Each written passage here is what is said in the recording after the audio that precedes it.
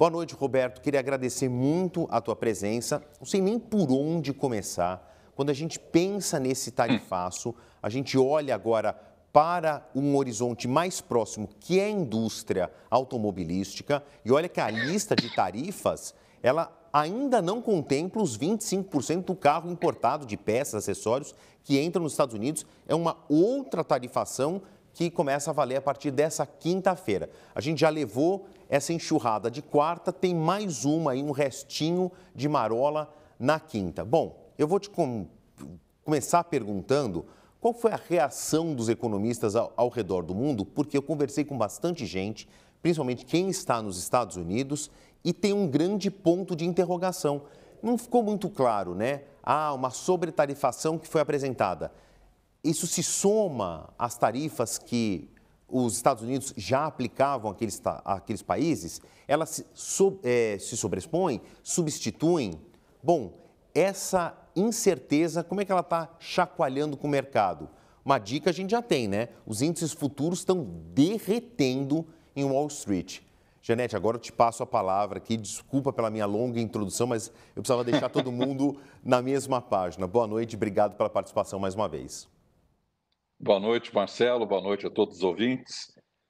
De fato, você fez uma bela introdução. Nós estamos vivendo a chamada era da incerteza, porque nunca, talvez na história recente, na história contemporânea, econômica, nós tivemos uma turbulência, um tumulto tão grande quanto nós estamos vendo agora com essas medidas do Trump. O governo Trump entrou desde janeiro com uma avalanche de medidas, especialmente na área tarifária, na área de comércio exterior, que coloca, assim, em estado de pânico a economia mundial.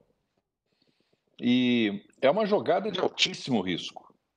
Tem alguns pontos virtuosos, somos obrigados a reconhecer que os Estados Unidos têm os chamados déficits gêmeos, o déficit na balança comercial e o déficit fiscal no nível insustentável.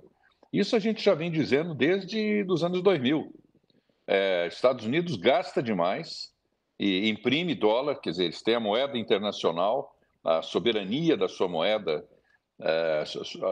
ela coloca os Estados Unidos numa situação privilegiada, porque a moeda americana ela serve não só para o mercado interno americano, mas ele distribui a moeda americana para o mundo. E com isso ele também exporta inflação e captura valor, porque a base monetária nos Estados Unidos já cresceu várias vezes mais do que o produto interno. E isso, quando acontece, é que nem se jogar água num copo de vinho, dilui o vinho. Uhum. Então, se você tem mais moeda do que produto, isso vai causando inflação. Nesse momento, o principal risco que nós economistas estamos vendo é exatamente a inflação. Isso é inevitável. Os produtos vão ficar mais caros. Quem vai pagar essa tarifa é o consumidor americano, não é o país. Às vezes, pode ser que para vender uma maior quantidade, os países exportadores vão dar algum desconto, absorver uma parte desse imposto.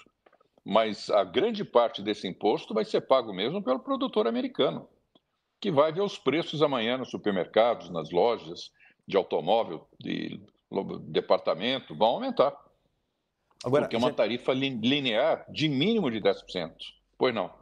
Janete, desculpa te interromper, queria voltar no tempo, né? Lembrei agora de Nicolau Maquiavel, que dizia o seguinte, né? Em uma tradução mais literal, quando se aplica uma medida dura, o mal vem de uma vez só. Depois os benefícios Exato. vêm aos poucos, né? Então, o que você estava falando, o consumidor americano vai sentir já no bolso. Atualizando para uma expressão mais moderna e até mais popular dessa de Maquiavel, cortar na própria carne, às vezes, é necessário quando você precisa de uma medida mais extrema. Só que quando você corta muito fundo, você sangra, o paciente acaba morrendo. O Donald Trump, desde que tomou posse, os índices da Bolsa de Valores de Nova York, que é a maior do mundo, têm caído vertiginosamente, principalmente o SP500, que reúne as ações das indústrias. Agora, está falando, né? Eu vou corroborar o que você estava falando. Vai gerar inflação. Talvez, aí a gente coloca aqui num campo mais imagético, 2025, 2026, talvez o Federal Reserve aumente taxa de juros. Quem vai pagar a conta é a classe média, principalmente a classe média baixa, consumidor médio americano.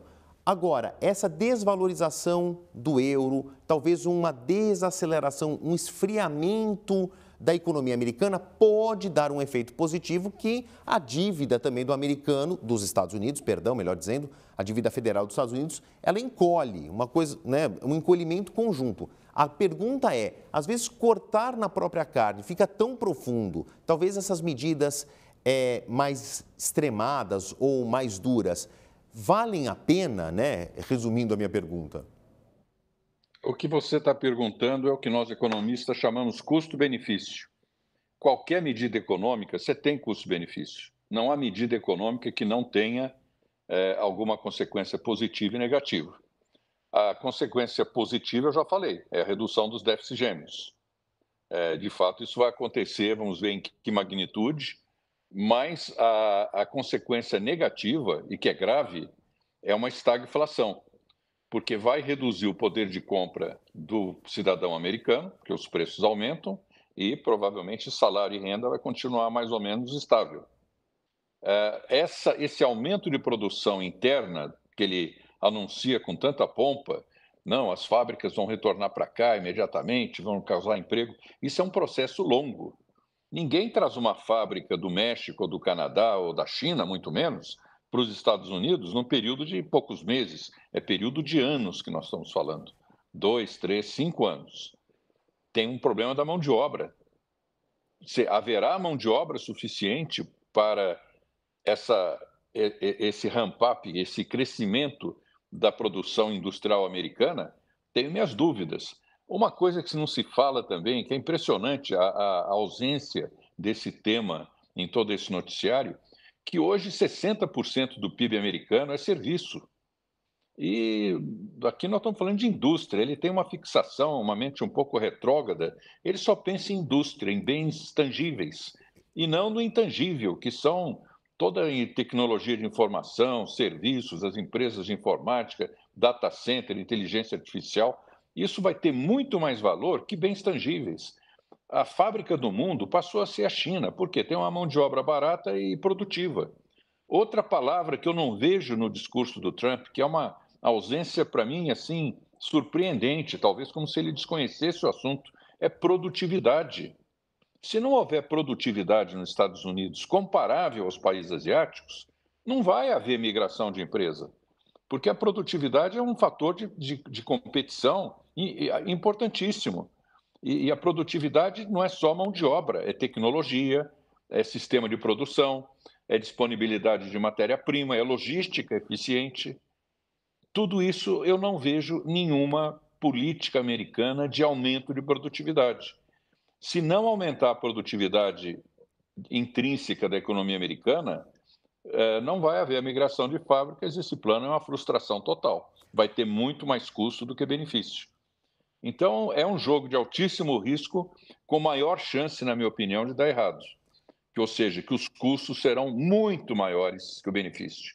Então, como se fala muito hoje na imprensa hoje, é um tiro no pé.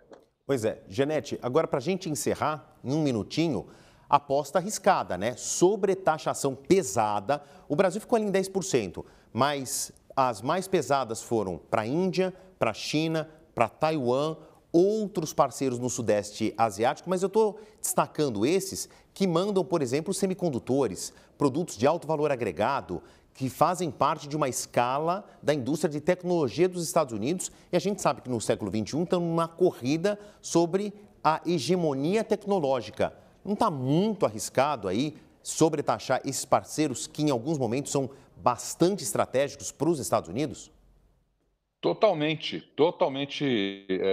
arriscado. Acho que, de novo, isso vai ter encarecimento de telefone celular, de computador, de data center, de tecnologia de informação. Vai ficar tudo muito mais caro. Quer dizer, isso tem um efeito multiplicador na economia muito grande, porque os preços se reproduzem na cadeia produtiva. E tem até um ponto que eu quero ressaltar, que está perto da tua pergunta, mas você não tocou nela, para o Brasil. Qual é a diferença positiva ou negativa para o Brasil? ter sido taxado em 10%, enquanto outros estão com 50%, 60%, 70%. É outro ponto interessante que nós vamos observar. É um prato cheio para os economistas trabalharem, dá vontade de varar à noite fazendo esse estudo. A mudança de preços relativos vai causar uma mudança dos fluxos de comércio. Muito difícil da gente fazer uma previsão mais acertada, mas o Brasil ganhou nessa posição relativa, porque as nossas tarifas são muito mais baixas. Por exemplo, eu vou dar um exemplo.